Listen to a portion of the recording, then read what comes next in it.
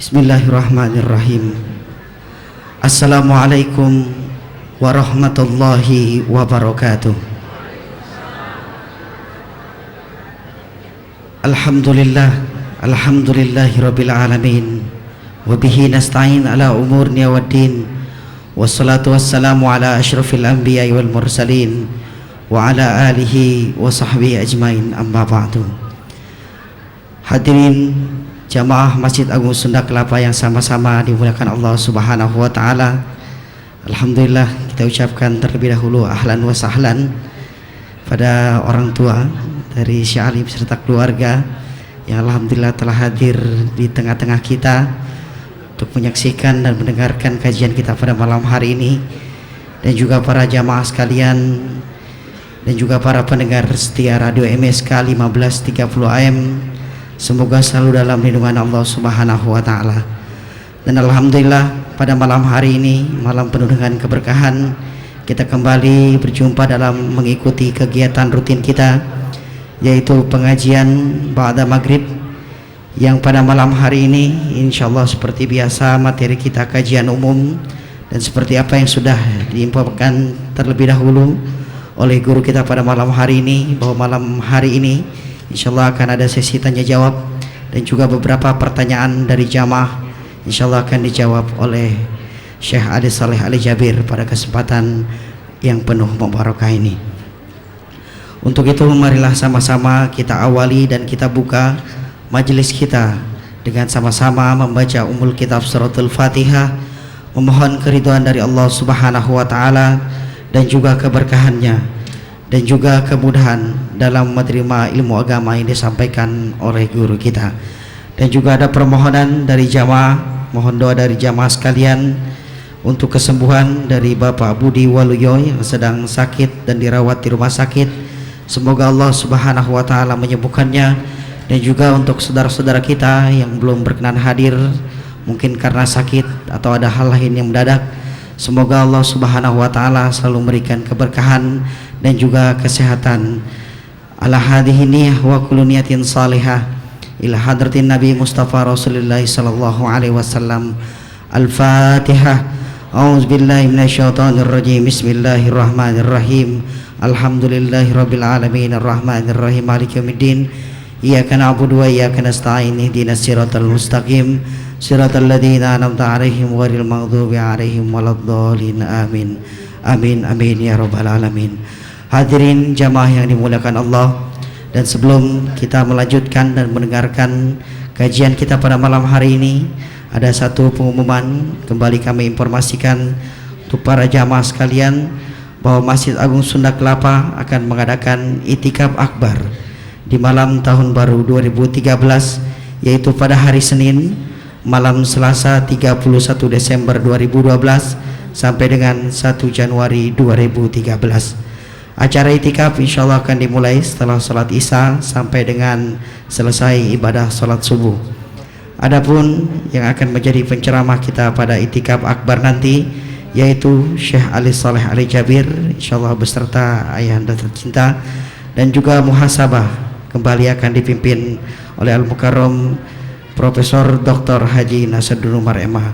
Untuk itu kami mengundang kepada para jamaah sekalian dan juga para pendengar setia Radio MSK untuk selalu hadir dalam kegiatan dan acara itikaf tersebut. Dan selanjutnya hadirin jamaah yang dimuliakan Allah, marilah sama-sama kita akan mendengarkan dan melanjutkan kajian kita yang pada malam hari ini akan diisi dan disampaikan oleh Al-Mukarram Syekh Ali Saleh Ali Jabir. Kepadanya dengan segala hormat disilahkan. Bismillahirrahmanirrahim. Assalamualaikum warahmatullahi wabarakatuh. Alhamdulillahi rabbil alamin, wa ashhadu an la ilaha illallah wahdahu la syarika lahu waliyus salihin, wa ashhadu anna sayyidana wa nabiyyana Muhammadan abdullahi wa rasuluhu as-sadiqul amin. Allahumma salli wa sallim wa barik ala sayyidina wa nabiyyina Muhammad wa ala alihi wa sahbihi wa man tabi'ahum bi ihsanin ila yaumiddin. Subhanaka la ilma lana illa ma 'allamtana innaka antal alimul hakim. Maha suci Allah, saya tidak mempunyai ilmu apa-apa, hanya saja apa yang diberikan oleh Allah Subhanahu wa ta'ala. Semuanya milik Allah, semuanya dari Allah dan kembali kepada Allah. La hawla wa la quwwata illa billahil aliyyil azim. Alhamdulillah wa syukurillah, bertemu dengan jamaah sekalian. Semoga senantiasa semua yang hadir selalu dalam keadaan sihat wal afiat, dalam lindungan Allah Subhanahu wa ta'ala. Dan saya bangga sekali bisa melihat ayah kami, Papa Haji Nazar, sudah kembali ke masjid.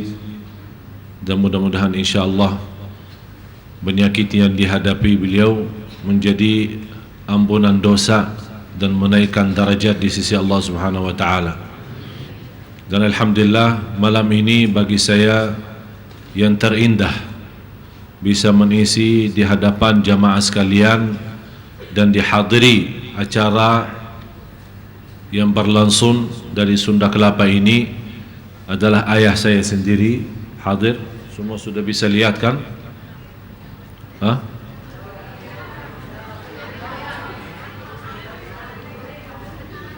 Ini semua yang di belakang dan adik-adik saya.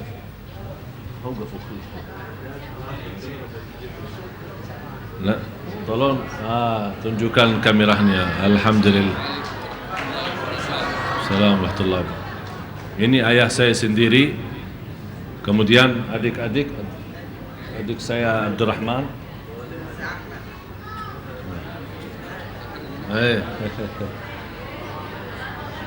Ini adik saya Abdurrahman. Ini adik saya Abdurrahman. Kakaknya Hussein. Kalau Hussein sudah sering ke sini. Kemudian ya bukan paling bungsu tapi nomor 10 lah. Adik saya Ahmad ya. Ya mudah-mudahan dengan kehadiran mereka di sini membawa berkah bagi kita semua. Amin ya rabbal alamin.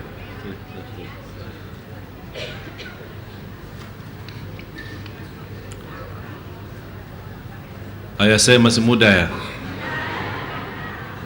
Artinya masih berlaku enggak?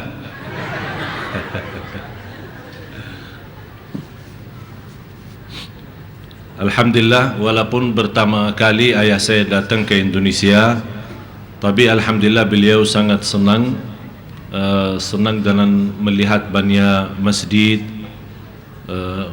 Senangnya banyak masjidnya, sedihnya sedikit jamaahnya. Tapi saya bilang insyaAllah ayah saya malam ini akan melihat berbeda dengan masjid-masjid yang lain. Masjid yang cukup dikenal dan juga jamaahnya cukup ramai. Dan alhamdulillah beliau melihat sendiri.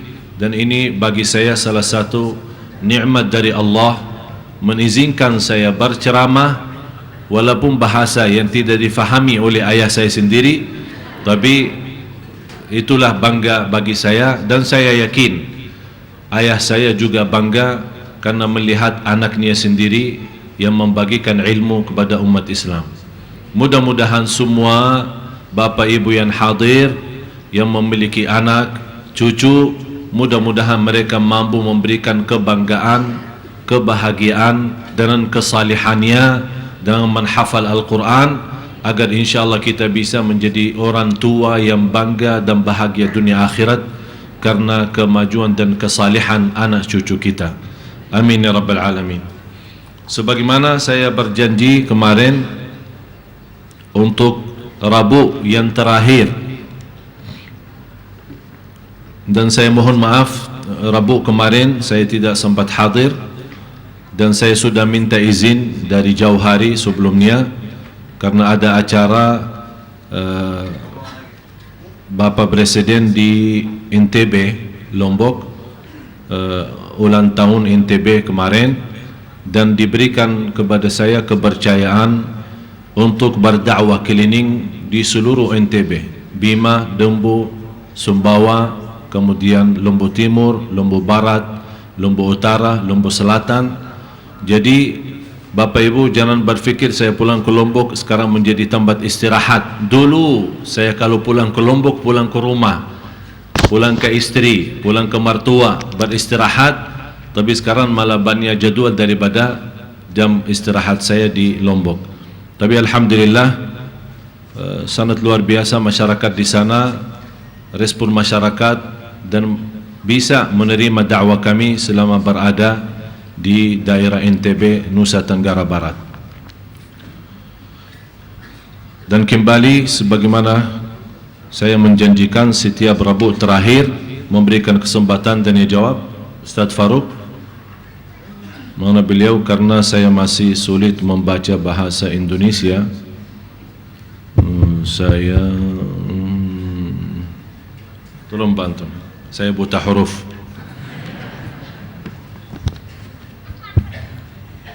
Ada pertanyaan dari hamba Allah. Syekh Ali, saya belum punya rumah. Boleh tidak saya ambil kredit rumah lewat Bank Syariah Mandiri? Saya PNS, mau pensiun. Selama ini saya membiayai sekolah atau kuliah anak lewat pinjaman bank. Saya tahu itu riba, tapi saya minta sama Allah, ya Allah, kalau Engkau ridho mudahkanlah. Dan alhamdulillah anak saya sudah selesai, tapi saya belum punya rumah. Bagaimana solusinya? Terima kasih. Satu penanya dari hamba Allah.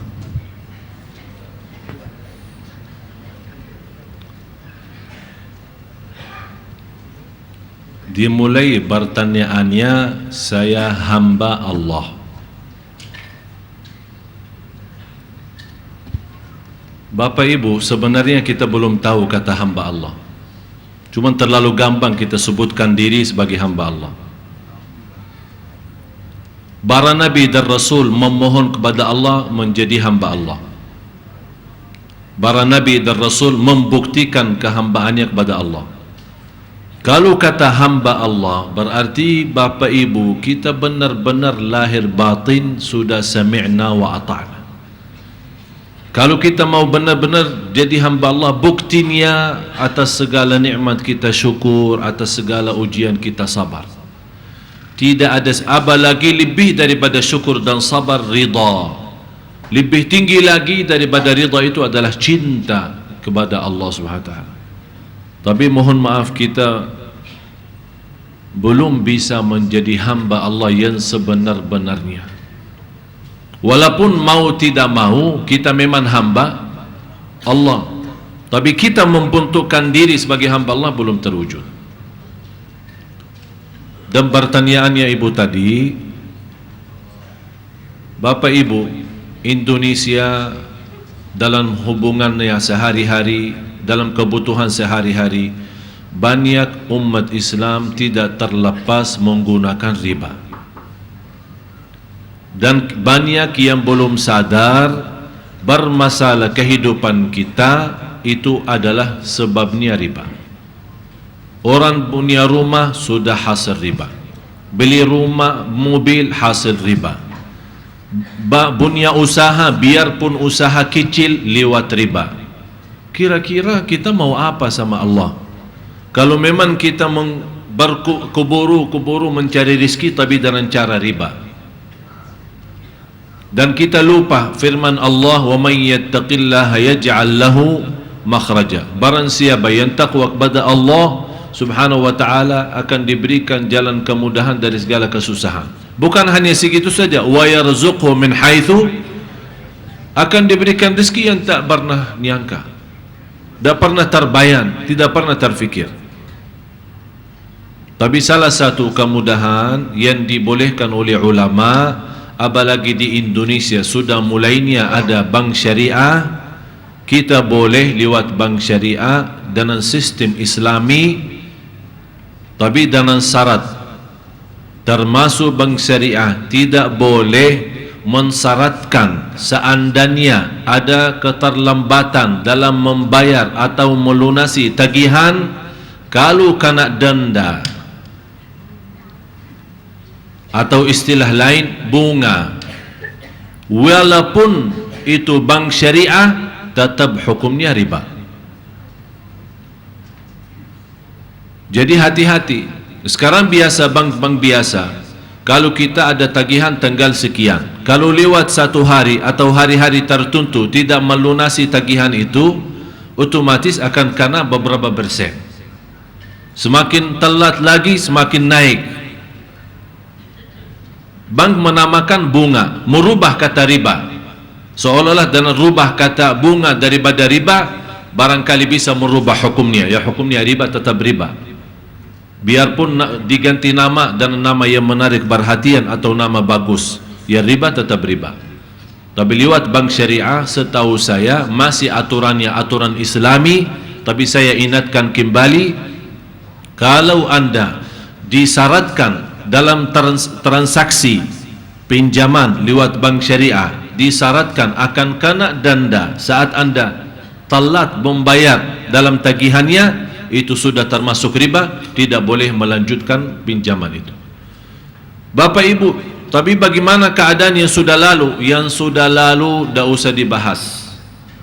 Yang sudah lalu kita belum tahu, banyak belum tahu hukumnya, belum tahu sebabnya, belum tahu alasannya, atau dalam kondisi lemah iman terpaksa. Udah tidak usah bahas. Dengan taubatan nasuha kita, mudah-mudahan diampuni oleh Allah dosa lalu.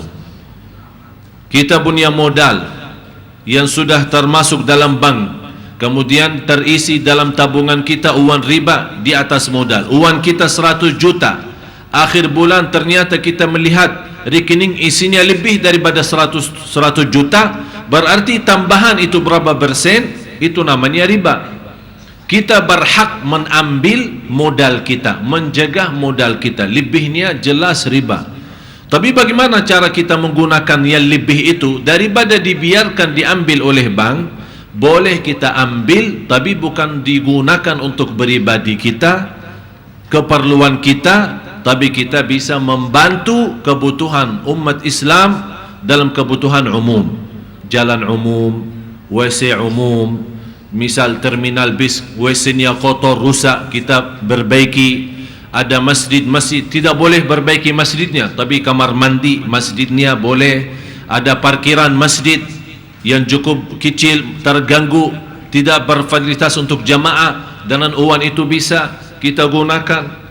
Tapi jangan harap dengan uang itu mengharapkan pahala sebagai sedekah, karena ini bukan sedekah, karena itu riba. Cuman untuk melepaskan diri daripada tanggung jawab di hadapan Allah SWT.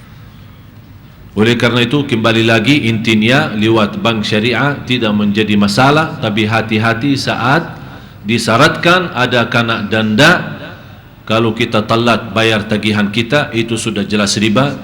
Jangan menggunakan hal itu. Dan lebih baik tinggalkan pinjaman lewat bank. Taqwa, bersabar sampai Allah berikan rezeki yang Allah sudah tentukan. Dan yakini tidak akan orang meninggal dunia belum dipenuhi rezekinya. Tak akan meninggal dunia belum dipenuhi rezekinya. Tapi terserah manusia. Manusia tidak mampu sabar. Barangkali rezekinya di akhir umur. Masa saya mau nunggu akhir umur dapat, habis itu meninggal. Berartilah saya duluan aja mengambil. Dengan cara bagaimana? Itulah yang menjadi masalah. Dan ingat Bapak Ibu, soal rizki, soal harta kan ada dua macam, ada halal, ada haram. Yang halal, sekarang banyak jamaah bertanya, alhamdulillah rizki halal. Biarpun halal, jangan lupa halal itu dihisab oleh Allah. Yang halal dihisab, bukan yang haram. Yang halal dihisab dari mana dan kemana. Terus yang haram apa? Yang haram bukan dihisab, tapi diazab. Harta yang haram masuk dalam tubuh badan kita, kepada keluarga kita, dalam urusan kita, akan bukan Allah bertanya, kamu sudah tahu haram, dari mana dan kemana? Allah tidak bakal bertanya. Tapi karena kita sudah tahu itu haram, tapi tetap kita gunakan yang haram, akan Allah hukumkan kita nanti di hari kiamat. Na'udzubillah. Mudah-mudahan kita mampu menjaga diri dari hal-hal yang haram, agar kita termasuk orang yang diijabah doa kita oleh Allah Subhanahu wa taala. Ya. Wallahu taala a'lam. Dan penanya kedua, Assalamualaikum Syekh Ali, saya Hasanah. Gini Syekh, saya pernah bilang tidak ada ibadah lewat mimpi. Saya pernah bermimpi tahun 2011, mimpi ada gempa besar, dan saat itu aku diingatkan orang dalam mimpi tersebut suruh membaca istighfar. Dan saat berlangsung gempa itu ada orang yang bilang katanya Rasulullah lewat. Dan 3 bulan kemudian ibu ini bermimpi kembali, terjadi gempa dan tsunami untuk seluruh wilayah Indonesia. Saat saya bangun, yang saya pikirkan mungkin diingatkan untuk selalu mengingatnya. Selain itu saya anggap kembang tidur. Kalau tidak salah 4 hari kemudian saya lagi dengerin ceramah pagi, ada muncul tulisan gempa tidak jadi berpotensi tsunami. Saya agak kaget karena saat itu sinyal lagi gangguan, tiba-tiba yang muncul tulisan itu. Dan saat itu saya belum tahu kalau habis terjadi gempa di Pangandaran. Yang saya tanyakan, apa atau bagaimana tentang mimpi itu? Dan mimpi itu kira datang dari Allah atau jin atau setan? Sekian, terima kasih untuk jawabannya Syekh. Tafadhol. Pertama, saya bukan ahli tafsir mimpi. Ya, saya jujur, saya tidak malu kalau saya jawab jujur. Saya bukan ahli tafsir mimpi. Tapi saya melihat dari hasil mimpi itu, ibu yang melihat mimpi, tolong periksa dosa apa yang kamu lakukan, segera bertaubatan nasuha dan istighfar. Dan kalau diajak sebuah amalan dalam mimpi, kalau diingatkan istighfar, itu hal-hal biasa. Memang dalam ajaran Islam kita ada istighfar. Dalam Quran diperintahkan istighfar, dalam hadis diperintahkan istighfar. Yang saya maksud tidak boleh membentuk ibadah lewat mimpi adalah orang mimpi suruh salat dengan cara tertentu, tapi ternyata salat itu aneh. Tak ada sama sekali dalam ajaran ibadah kita. Disuruh misal salat di rakaat yang pertama baca Al-Fatihah 17 kali, kemudian habis baca Al-Fatihah baca ayat Al-Kursi 100 kali, kemudian habis baca ayat Al-Kursi tambah lagi 100 kali Qul Huwallahu Ahad, baru rukuk. Ini hal-hal seperti ini kalau kita lihat dalam mimpi mengajak kita salat seperti ini yang tidak boleh kita terima. Karena tidak ada dasar contoh seperti salat seperti ini dari hadis atau dari Quran. Tapi kalau ada mimpi mengajak kita jaga salat, ya memang Islam memerintahkan juga jaga salat. Ada mimpi mengajak kita jaga salat malam, ya jaga salat malam, memang itu perintah Islam. Diajak kita beristighfar, barangkali ada dosa, jadi Allah berikan kepada kita tanda lewat mimpi mengingatkan kita supaya sadar. Barangkali kita ada kekurangan sama orang tua, bisa Allah kirimkan mimpi supaya kita berhati-hati, menjadi berbakti baik sama orang tua. Ada seorang ibu, suaminya meninggal dunia. Suaminya seorang luar biasa kedermawannya, suka bersedekah. Ibu itu melihat mimpi suaminya datang ke rumah habis meninggal dunia, masuk ke rumah lagi, dan dia senyum dan bersalaman sama istrinya. Kemudian melihat ada di dalam rumah lubang-lubang yang belum ditutupi. Terus datang suaminya, sepertinya khusus lewat mimpi dia menutupi lubang-lubang yang ada. Ibu itu kaget dan dia tidak mengerti.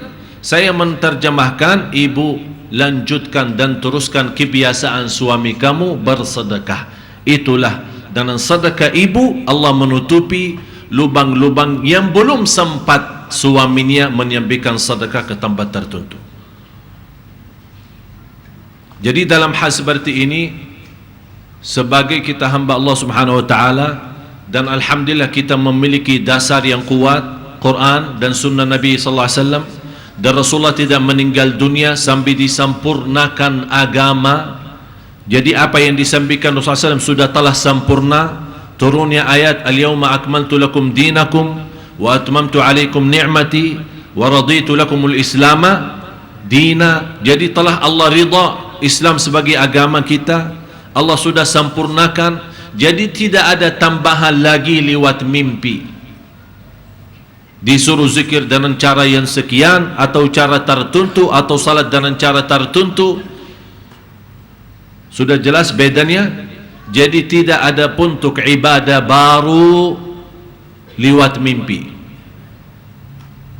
Kalau kita menambah ibadah baru lewat mimpi, berarti seolah-olah kita menganggap Rasul belum sempurnakan agama, ada sesuatu yang tertinggal. Oleh karena itu datang Rasul menyampaikan lewat mimpi. Rasul pun tidak akan sampaikan sesuatu ibadah lewat mimpi.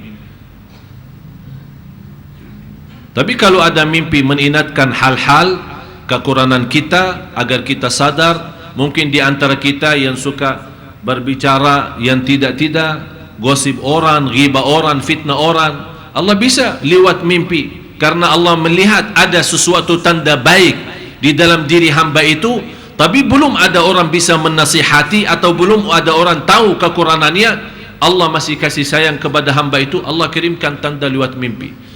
Di dalam tanda ada mungkin barangkali satu ancaman seperti gempa, seperti tsunami, seperti api, atau hal-hal yang lain.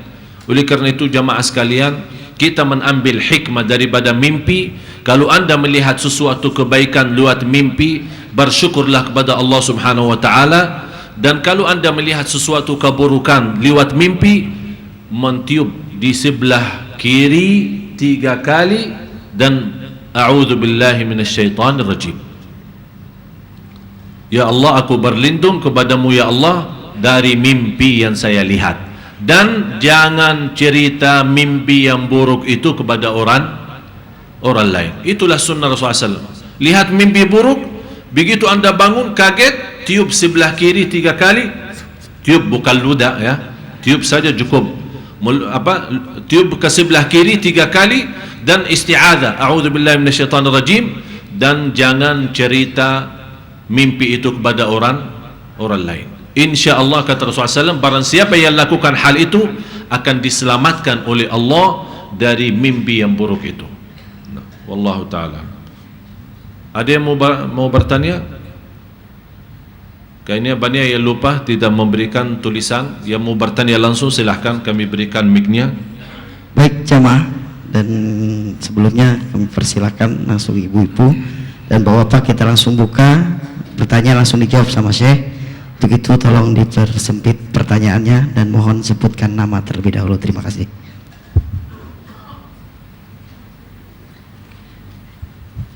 Bismillahirrahmanirrahim. Assalamualaikum warahmatullahi wabarakatuh. Nama saya Ibu Nita. Assalamualaikum. Tiga minggu yang lewat, 2 minggu yang lewat, Pak saya bilang sutra haram bagi lelaki. Bisa lebih jelas? 2 minggu yang lewat, saya menerangkan bahwa sutra haram bagi para lelaki. Ya. Sutra. Ya, sutra. Kain ya. sutra. Keluarga saya tidak memakai, tapi saya menjual. Saya minta ininya solusinya gitu. Assalamualaikum warahmatullahi wabarakatuh. Menjual aja Bu ya? Ya, jual kepada siapa? Saya pedagang gitu. Ya, kalau soal jual barang seperti ini tidak masalah. Ya, kalau kita jual, biarpun kita jual kepada laki-laki, tapi kalau dia yang laki-laki tahu untuk sebatas hiasan atau di rumah tidak menjadi masalah. Tapi kalau dia tahu hukumnya, memakai sarung misal, sarungnya tapi dari sutra, dia tahu hukumnya haram, tapi kita sebagai pedagang menjual barang seperti ini, kalau dia pakai ya dosa dia, bukan dosa kita. Ya, terima Ya, kasih. Assalamualaikum udah cukup jelas Bu? Ya, Jelas. terima kasih Ibu Mita. Dan selanjutnya kami persilakan, ada di belakang sana, kami mohon untuk di mic-nya.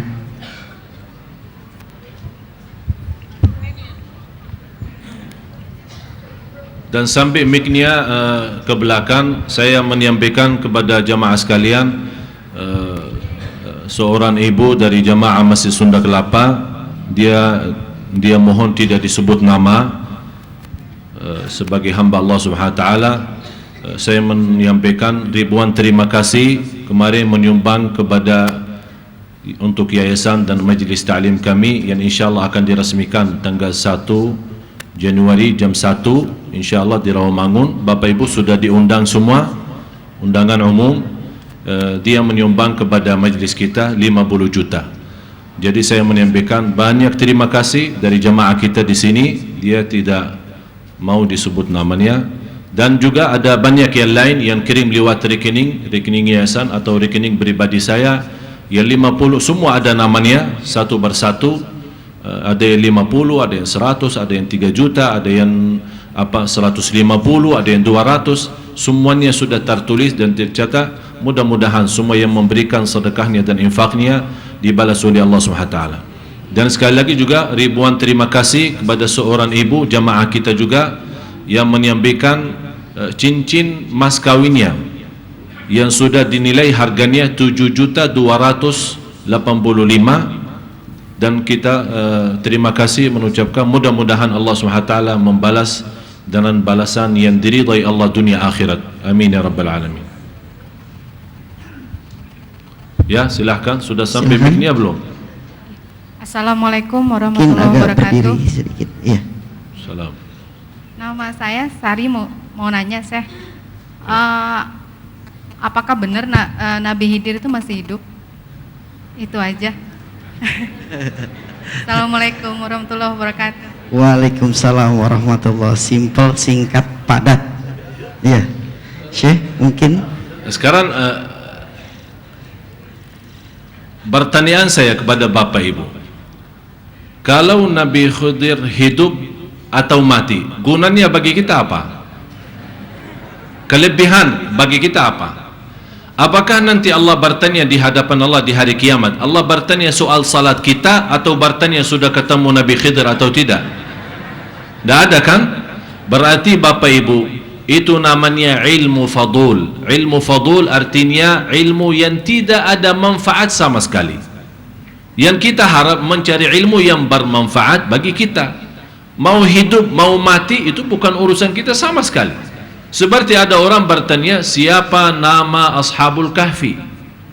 Kan Allah sebutkan ada Ashabul Kahfi 7 orang dan anjingnya 8. Malah Allah di situ melarang kita jangan bertanya, fala tastafti, jangan bertanya siapa-siapa terhadap mereka. Malah ada orang bertanya, siapa mereka ini? Namanya siapa? Umurnya berapa? Dari mana? Anjingnya berwarna apa? Macam-macam. Malah saya pernah membawakan satu cerita, ada seorang meninggal, sebelum meninggal dunia Allah berikan kesempatan, punya keinginan sebelum meninggal dunia ingin apa? Ada orang ingin ikan, Allah perintahkan malaikatnya berikan ikan, disampaikan ikan, dia makan ikan, habis itu meninggal dunia. Memberikan tanda apa? Setiap orang punya rezeki akan tetap disempurnakan, walaupun saat meninggal tidak akan boleh meninggal dunia sebelum dipenuhi rezekinya. Ada satu pertanyaan dari jamaah, sudah jelas ceritanya. Ada orang bertanya, mohon maaf Ustadz, ikan itu goreng atau dimasak? Jadi kadang-kadang pertanyaannya, ya, jadi bagus kita punya pertanyaan, Bapak Ibu, ya bagus kita punya pertanyaan, tidak menjadi masalah. Ya, seperti pertanyaan Ibu yang di belakang tadi, tidak apa-apa kita mengajukan pertanyaan. Tapi saya jelaskan, kalau pertanyaan seperti ini yang kita melihat tidak ada guna bagi kita, lebih baik tinggalin saja. Ya, artinya jangan kita buang waktu dan sibuk mengurus jawab pertanyaan yang tidak ada gunanya bagi iman kita, tidak ada gunanya bagi kehidupan kita dunia maupun di akhirat. Dan hal masalah Nabi Khidir, ada yang berkata hidup, ada yang berkata mati, tapi saya tidak mau masuk menjelaskan perbedaan itu dan kenapa mati atau kenapa hidup, karena tidak ada guna kita belajar hal-hal seperti ini. Ya. Dan terima kasih atas pertanyaannya. Ya, terima kasih atas ini kan namanya mau belajar. Jadi boleh aja apa saja kita memberikan pertanyaan. Ya. Baik, terima kasih Syekh. Saya telah menerima beberapa pertanyaan. Mungkin saya langsung saja. Untuk Ibu sebentar karena ini sudah banyak pertanyaan yang 4. Kita coba membacanya. Yang pertama, Assalamualaikum Syekh Ali. Jika ada anak perempuan yang dilahirkan di luar nikah tanpa pernikahan orang tuanya, pertanyaannya, ketika sudah dewasa dan ingin menikah, apakah sang ayah kandung bisa menjadi wali nikah atau tidak? Kedua, kalau tidak bisa, siapa yang akan menjadi wali? Ini satu pertanyaan saya. Maksudnya anak yang lahir di luar nikah, maksudnya hasil zina. Iya. Ya. Sebelum nikah dia. Sebelum hasil zina sampai anak itu sudah besar, sudah dewasa, kemudian dia mau nikah. Orang tuanya kan tidak tahu di mana mau ketemu. Di hal itu yang menjadi wali, sebagai wali bagi perempuan itu adalah hakim. Ya, istilah bahasa kita pemerintah. Ya, jadi akad nikahnya diadakan di mahkamah.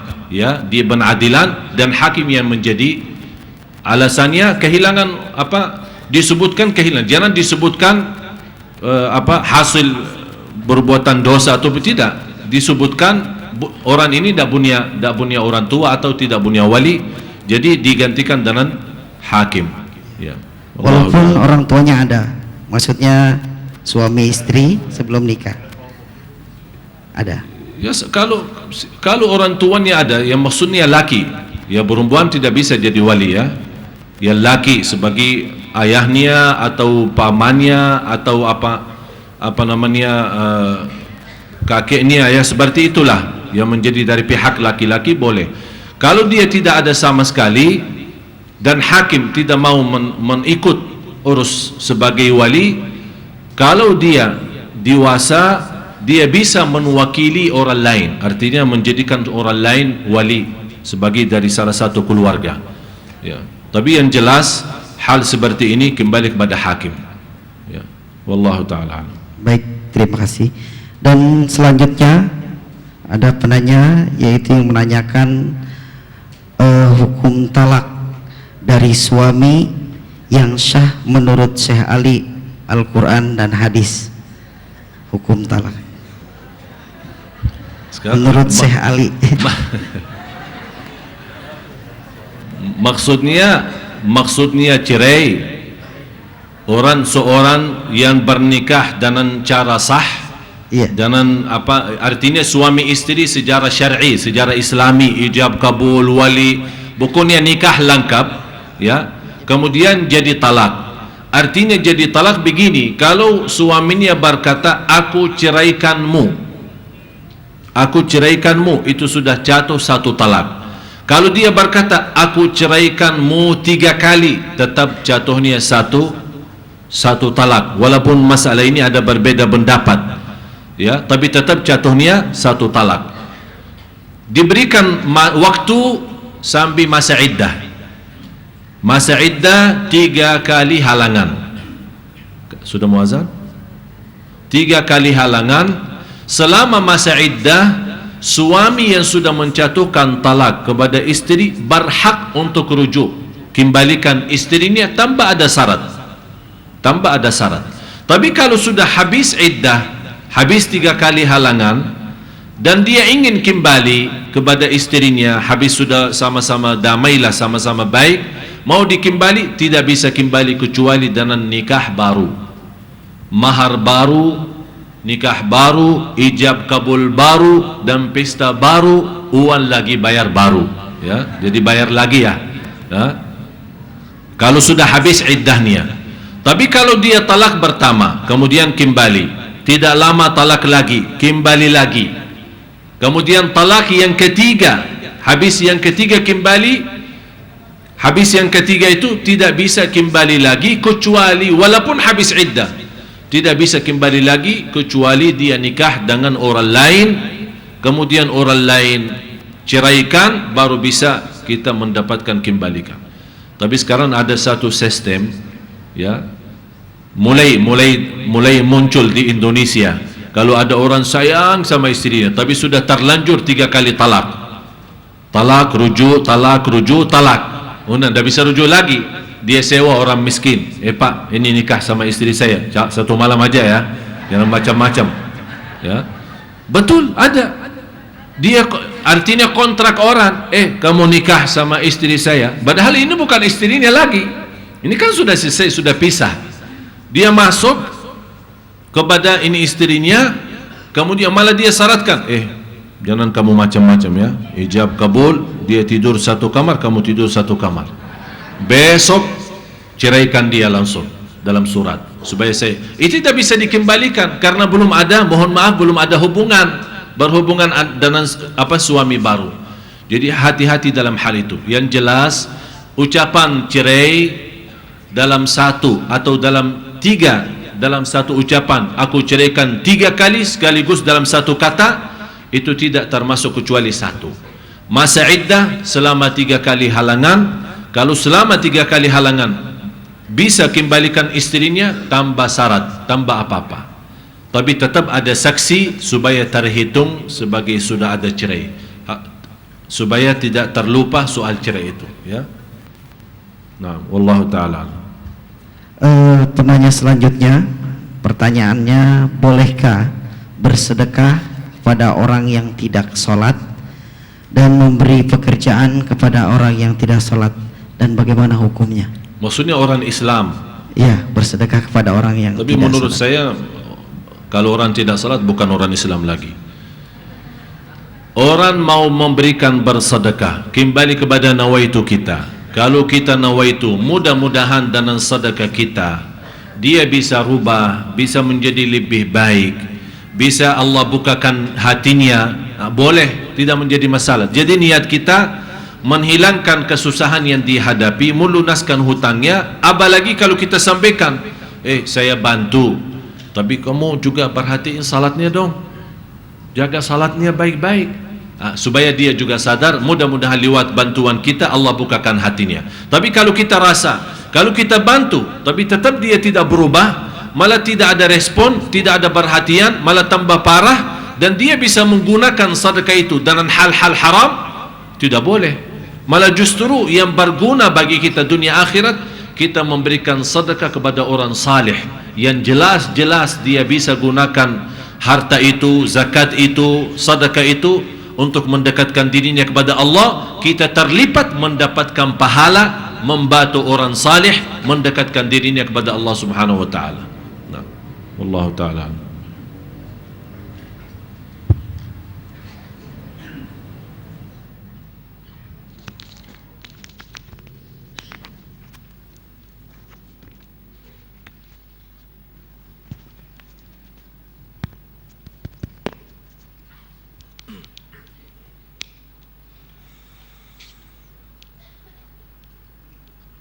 Allahu Akbar, Allahu Akbar, Allahu Akbar, Allahu Akbar. Asyhadu an la ilaha illallah.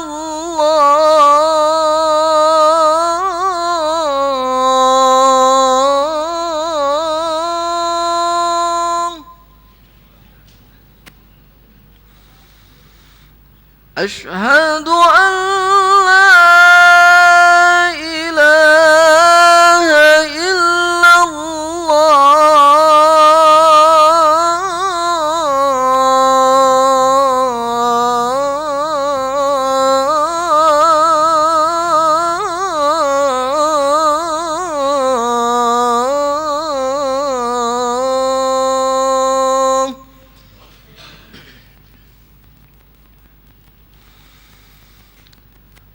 Asyhadu anna Muhammadar Rasulullah.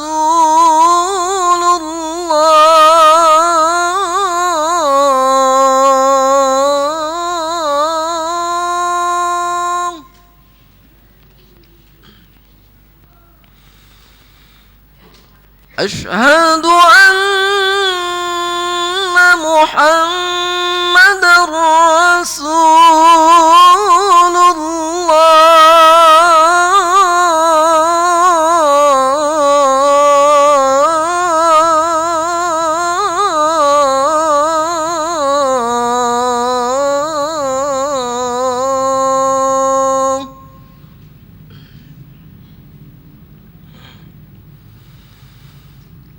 حي على الصلاة.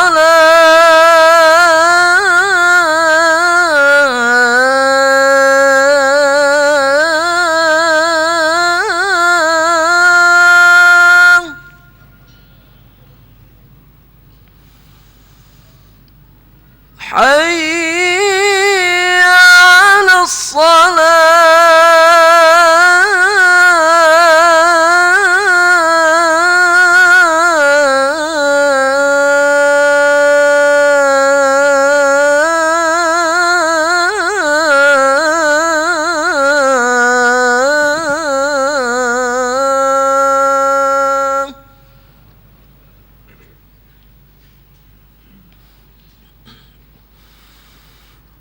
حي على الفلاح.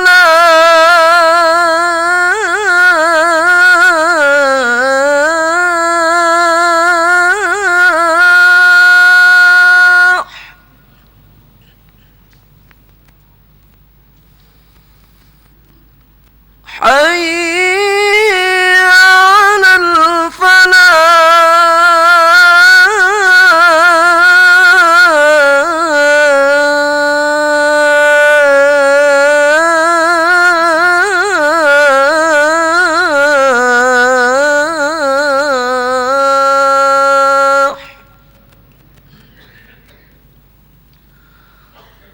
الله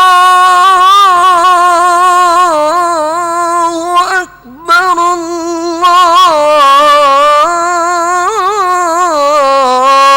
الله أكبر. لا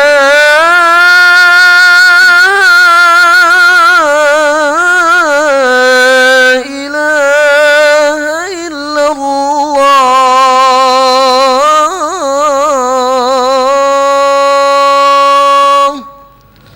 لا إله إلا الله محمد رسول الله صلى الله عليه وسلم.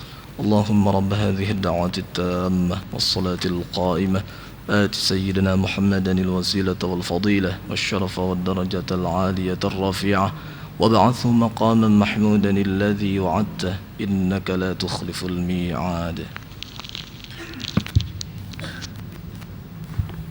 Alhamdulillahirrabbilalamin. Pertanyaan selanjutnya kami bacakan. Pertanyaannya yaitu tentang sholat rawatib atau sholat sunnah. Yang betul itu apa aja? Karena banyak beberapa pendapat tentang sholat qobliyah ba'diyah dan sebagainya. Berapa rakaat gitu sih. Bapak Ibu harus mengerti soal sunnah.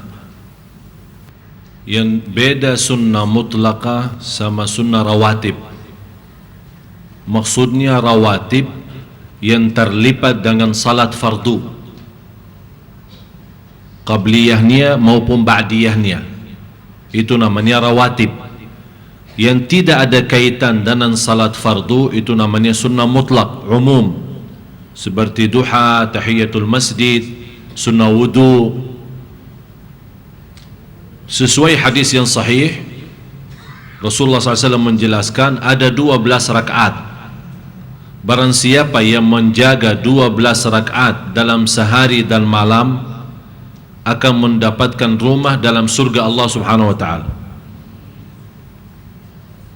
2 rakaat sebelum subuh, 4 rakaat sebelum zuhur, 2 rakaat selepas zuhur, 2 rakaat selepas maghrib, 2 rakaat selepas isya.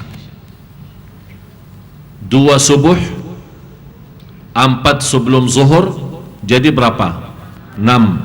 2 selepas zuhur, 8. 2 selepas maghrib, 10. 2 selepas isya, 12. Itu namanya sunnah rawatib. Ada hadis-hadis lain, misal contoh, barang siapa yang salat zuhur, salat 4 rakaat sebelum zuhur dan 4 rakaat sesudah zuhur, dijauhkan oleh Allah dari neraka Jahannam 100 tahun. Dijauhkan oleh Allah dari neraka Jahannam 100 tahun. Di sini ada 4 sebelum zuhur, 4 sesudah zuhur. Tapi yang kalau yang rawatib 4 sebelum zuhur, 2 selepas zuhur. Tinggal kita apa? Supaya mendapatkan pahala rawatib dan pahala dijauhkan oleh Allah dari neraka 100 tahun, tinggal tambah lagi 2 rakaat selepas zuhur menjadi 4. Tapi tetap bukan namanya rawatib. Ya, itu tambahan 2 bukan namanya rawatib. Hadis yang lain, rahimallahu imra'an shalla qabla asri arba'an, dirahmati Allah orang yang salat 4 rakaat sebelum asar. Di sini bukan namanya sunnah rawatib, itu namanya sunnah umum mutlak. Ya, jadi boleh kita laksanakan. So, antara azan maghrib sambil menunggu ikamat, bebas kita laksanakan sunnah. Falyusalli ma syaa, mau salat 2, mau salat 4, mau salat 6, tidak menjadi masalah.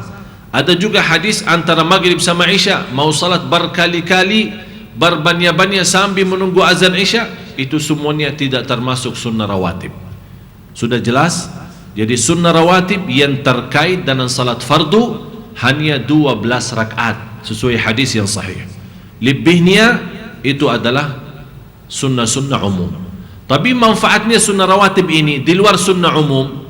Manfaatnya sunnah rawatib ini apa? Manfaatnya menyempurnakan kekurangan dalam salat fardu kita. Jadi pahalanya bukan hanya mendapatkan rumah dalam surga, tapi juga kalau ada kekurangan khusyuk, kekurangan ikhlas, kekurangan dan kelemahan dalam salat wajib kita, kita jaga qabliyah ba'diyahnya supaya Allah tutupi lubang-lubang yang ada di dalam salat wajib kita, ditutupi dalam salat sunnah. Dan ada hadisnya, awwalu ma yuhasabu alaihi al-'abd, pertama yang dihisab oleh Allah hari kiamat bagi hamba adalah salat. Habis dihisab Allah salat, Allah bertanya malaikat, cuba lihat salat wajib hambaku. Malaikat memeriksa salat yang wajib, ya Allah, hambamu suka salat wajib, tapi ya Allah, banyak kelemahan dan kekurangan dalam salat wajibnya. Kata Allah, cuba lihat di buku amal, ada salat sunnah atau tidak? Kata malaikat, ya Allah, ketemu kita ada banyak salat sunnah. Kata Allah, ambillah dari salat sunnah, menutupi salat wajibnya, dan selamat dia dari neraka Jahannam dan masuk surga. Oleh karena itu sunnah itu sangat bermanfaat bagi kita semua, terutama sunnah qabliyah subuh. Dan Rasulullah SAW kalau dalam keadaan musafir atau sakit, boleh dia tinggalin sunnah-sunnah. Tapi kalau sunnah subuh dalam alasan apa saja, tidak pernah tertinggal. 2 sunnah, sebagaimana saya pernah sampaikan di sini, 2 sunnah tolong dijaga, walaupun dalam keadaan apa saja. Sunnah qabliyah subuh, kemudian sunnah witir, jangan tertinggal. Wallahu ta'ala. Dan pertanyaan selanjutnya, Assalamualaikum warahmatullahi wabarakatuh. Syekh, saya sudah menikah selama 1 tahun. Saya sudah punya orok 5 bulan. Saya berpisah, punya anak, udah 5 bulan umurnya. Oh, ya, anak orok ini kayaknya. Ya, anak bayi ini membaca tulisan aja. Saya pikir melahirkan 5 orang gitu. Terus? Saya berpisah dengan istri di Malang, saya di Jakarta, anak di Solo. Jadi ini 3 tempat ya. Istri saya menuntut memberi lebih nafkah, yaitu 2 juta per bulan. Pendapatan saya kecil. Kita selalu cekcok. Pertanyaannya, haruskah saya bersabar atau saya harus mengambil sikap ini sekarang untuk yang berpisah? bertanya ini istri? Kayaknya suami. Ya, terus? karena tidak ada nama di sini, suami. Haruskah saya bersabar atau saya harus ambil sikap untuk berpisah? Karena saya belum sanggup mencukupi nafkah. Terima kasih jamaah. Maksudnya Masjid belum Agung mencukupi nafkah istrinya. Ya, nafkahi keluarga, istri dan anak. Anaknya belum lahir kan? anaknya udah 5 bulan. Masih hamil 5 bulan. Sudah punya orok. Oh, sudah 5. Tapi sebenarnya masalah nafkah itu memang wajib suami terhadap istri. Tapi kalau kondisi istri, misal mungkin barangkali istrinya berdagang, istrinya punya harta sendiri, istrinya punya warisan, kemudian dia bantu suaminya, tidak menjadi masalah. Apalagi dalam hal seperti ini, kalau sama-sama suka, sama-sama ridha, sama-sama ikhlas, kenapa mau pisah? Walaupun kita merasa diri sebagai laki-laki karena kerjaan kita belum layak, kerjaan kita belum mencukupi keluarga kita, tapi istri kita ridha, istri kita ikhlas, istri kita terima, silahkan lanjut, jangan cerai, jangan pisah. Ya. Dan sebagaimana Rasulullah SAW memerintahkan, bernikahlah dalam keadaan susah dan miskin, akan Allah jadikan kaya. Salah satu kunci membawakan rezeki nikah. Jadi nikahan itu bukan mensusahkan, malah justru memberikan kemudahan. Tapi kalau kita sudah nikah merasa diri tambah susah, berarti beriksa. Bukan masalah karena kita nikah tambah susah, pasti ada kekurangan dalam ibadah yang lain. Seperti salat kita belum sesuai, ikhlas kita belum sesuai, mencari nafkah yang halal belum sesuai, terlalu kuburu, tidak sabar, tidak bersyukur apa yang adanya. Jadi perlu kita periksa. Tapi jangan alasan kita susah, kita pisah. Kalau semua orang susah mau pisah, semua di Indonesia pisah. Ya. Jadi harus kita bersabar, itulah dunia. Dan alhamdulillah anda punya istri seperti ini mau juga menerima dan ikhlas. Bukan istri yang tuntut, bukan istri yang memberatkan. Begini saja, kalau istri kita melihat, ini kembali kepada suaminya, kalau dia sanggup bersabar menghadapi istri, biasa kalau wanita meminta hal-hal biasa. Tapi juga mohon maaf Bapak Ibu, kalau setiap istri minta, setiap istri memberatkan suaminya, tapi terus dia mau pisah, berarti kita apa yang kita berjuangkan? Apa yang kita berjuangkan? Dalam keadaan kita susah juga mau pisah, dalam keadaan kita mau di ini susah bisa, mau dalam keadaan senang juga mau pisah. Jadi seperti ini, saya sarankan tetap jaga rumah tangga. Jangan terlalu gampang-gampang saja mau pisah. Masalah perpisahan itu mengakibatkan banyak masalah. Biar kita hidup dengan istri dalam keadaan susah, dibebani sedikit, ya, jauh lebih baik kalau kita pisah. Kecuali kalau istri sendiri minta pisah, bukannya laki, istri sendiri minta pisah. Sudah, saya tidak sanggup, saya tidak mau hidup sama kamu, saya tidak ini, bermacam-macam. Tetap mengambil arah yang bijaksana. Sebagai suami yang memiliki pimpinan, harus sabar menghadapi emosi seperti ini, menghadapi kondisi seperti ini, mengajak istri pelan-pelan untuk bersabar. Tapi kalau anda melihat tidak ada jalan lain, memang itulah salah satunya adalah pisah, barangkali itulah yang terbaik. Kita tidak tahu apa yang Allah rahasiakan di situ. Dan saya nasihatin juga istri yang seperti ini, melihat suaminya. Kalau anda sudah menerima suami dari awal dalam kondisi seperti ini, jangan kalau sudah nikah, artinya sebelum nikah biar kita tinggal di atas pohon, tidak masalah. Biar kamu sama saya di satu kamar di pinggir jalan walaupun dekat kali, saya ikhlas kok. Begitu sudah nikah, di menteng. Kalau tidak ni menteng saya tidak mau. Kalau bukan uang bulanan sekian saya tidak mau. Kok rubah? Itu yang tidak boleh juga. Jadi harus kita sebagai kaum wanita, kalau sudah menerima suami dari awal dalam kondisi seperti ini, berarti harus juga istri berjuang sama suami, bisa hidup dengan susah dan juga bisa hidup sama suami dengan senang. Jangan hanya mau yang senang, tapi begitu dia susah mau minta dipisah. Jangan seperti ini. Itulah kenikmatan rumah tangga, ada hidup antara syukur dan sabar. Wallahu ta'ala. Selanjutnya, penanya selanjutnya, jika ada ibu kita meninggal dan meninggal dalam keadaan muslimah, namun saat meninggal sebelumnya selama 2 tahun beliau sakit dan dikhawatirkan meninggalkan sholat. Dan jika anaknya berusaha untuk sholat fardu dan pahalanya disampaikan kepada almarhumah, bagaimana hukumnya? Apakah itu menjadi bid'ah atau seperti apa? Terima kasih.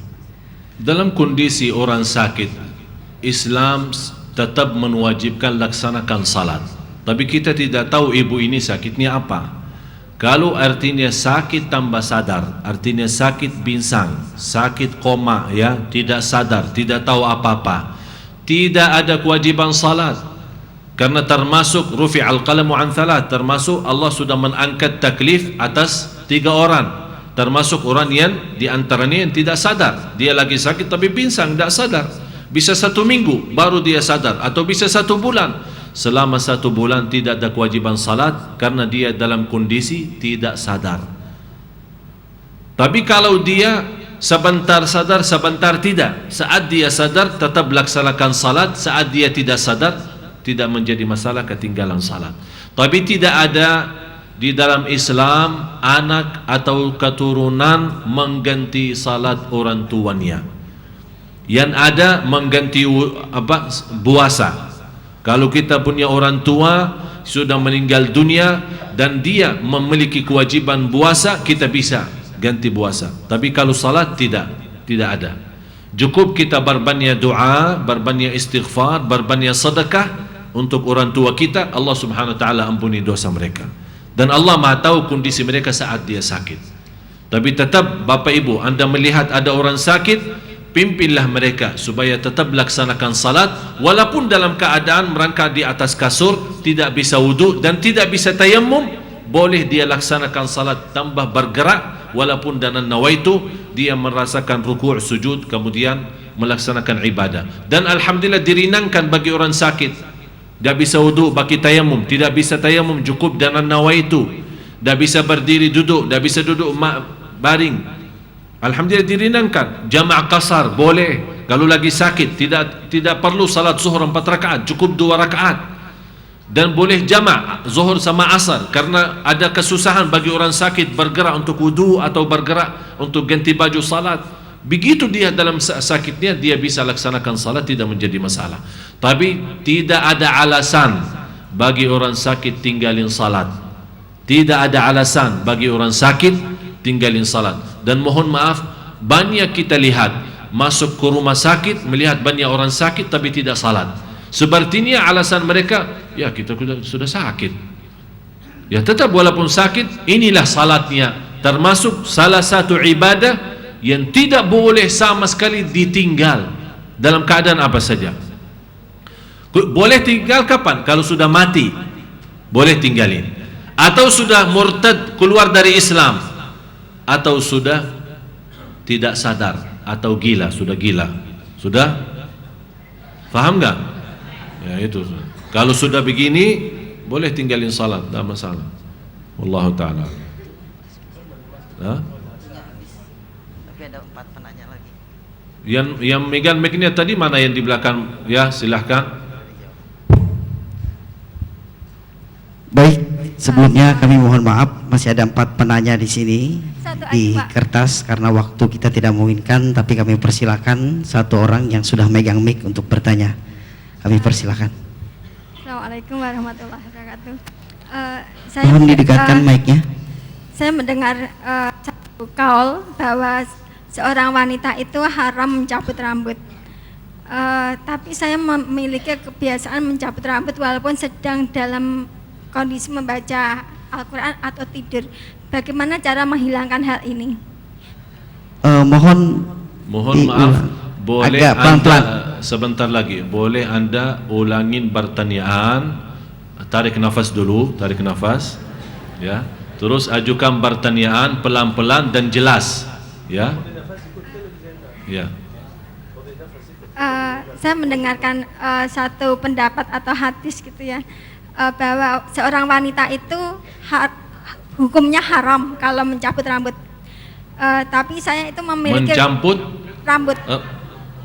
Mencabut rambut. Ya. Tapi Cat ya. Semir. Semir. Terus. Iya. Baik. tapi saya itu memiliki kebiasaan seperti ini walaupun sedang membaca Al-Quran atau dalam kondisi tidur. Bagaimana cara menghilangkan hal ini? Iya, mencabut rambut. Mencabut. Iya. Ya maksudnya mencabut rambutnya kenapa? Lagi stres ya? Hah? Enggak kan? Enggak, maksudnya begini. Kalau Anda mencabut rambut yang barangkali terganggu, atau ada misal Anda masih muda kemudian ada keluar putih-putih mau dicabut dihilangkan, atau misal ada yang terlihat membuat kita jelek ya, itu tidak menjadi masalah. Untuk menjaga kecantikan kita tidak menjadi masalah. Tapi yang tidak boleh tambah alasan. Misal kita Allah kasih rambut yang sudah bagus, sudah tidak punya alasan apa untuk kita cabut. Jadi itu terasa seperti ada sesuatu yang memasuk lewat jari atau kaki. Itu membuat selalu kita itu mencabut rambut walaupun kita sedang membaca Al-Quran gitu. Jadi kita kalau kita tidur pun itu pun mencabut rambut. Bagaimana jadi kayak ada sesuatu dalam diri saya yang saya itu tidak bisa mengendalikan diri saya sendiri gitu. Iya, terima kasih. Refleks mencabut rambut, refleks ringan. Begini saja. Untuk mencabut rambut itu, kalau di dalam misal memang ada larangan, tapi larangan bukan larangan umum. Ada orang cabut rambutnya, rambut kepala, karena misal lagi marah terhadap takdir. Misal contoh, ada ibunya meninggal dunia, jadi dia lagi marah, terus kemudian dia cabut rambutnya sampai banyak terbuang dari rambut. Itu tidak boleh, itu dilarang. Atau memukul muka diri sendiri, itu juga tidak boleh. Itu yang dimaksud dilarang. Tapi kalau di luar itu tidak ada larangan. Saya heran dari mana Anda mendapatkan hadis dilarang kita untuk mencabut rambut kita. Dan saya sudah bilang, kalau ada rambut yang terganggu, boleh kita cabut ya.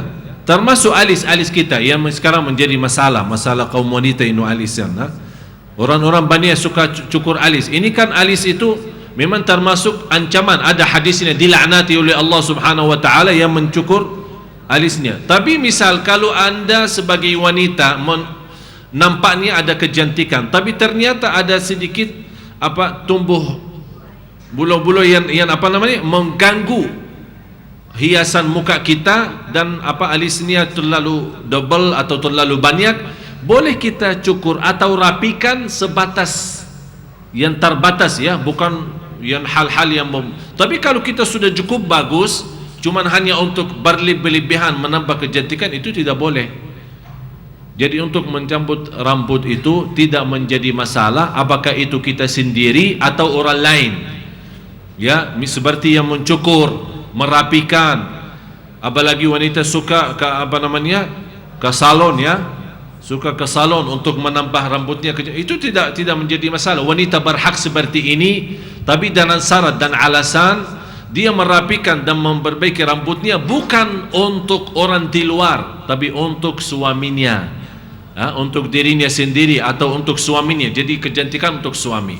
Tapi kalau kita punya rambut karena lagi stres, lagi alasannya kita tidak terima takdir Allah, kita lagi marah karena orang tua kita meninggal atau suami kita meninggal, dan kita sampai menarik tarik rambut kita sampai terpotong atau terjatuh banyak, itu yang dilarang oleh Rasulullah sallallahu alaihi wasallam. Itu yang dimaksud. Kalau Anda maksudnya seperti ini, memang ada larangan, tidak boleh cabut rambut dalam hal seperti ini. Tapi kalau di luar itu tidak ada. Ya, kecuali kalau Anda mencabut rambutnya atau mencukur atau memotong sampai menjadi pendek, seperti terlihat seperti kaum laki-laki atau seperti cowok ya. Kadang-kadang ada wanita suka berambut pendek, jadi kalau kita lihat ke belakang seperti cowok bukan cewek ya. Itu juga ada ancaman dari Rasulullah SAW, tidak boleh wanita mencukur rambutnya sampai tergambar seperti rambut laki-laki. Itu tidak boleh, ada larangan dari Rasulullah SAW.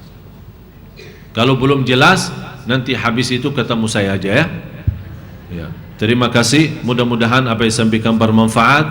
Mudah-mudahan Bapak Ibu senantiasa dimuliakan Allah Subhanahu wa taala, dimurahkan rezeki, dan saya menyampaikan ribuan terima kasih kepada semua jamaah, Bapak Ibu yang sudah bersedekah, yang sudah menserahkan, yang kirim kepada tempat kita karpetnya, yang kirim kulkasnya, yang kirim meja kantor, yang kirim semua apa yang diperlukan dalam majlis kita. Saya menyampaikan ribuan terima kasih.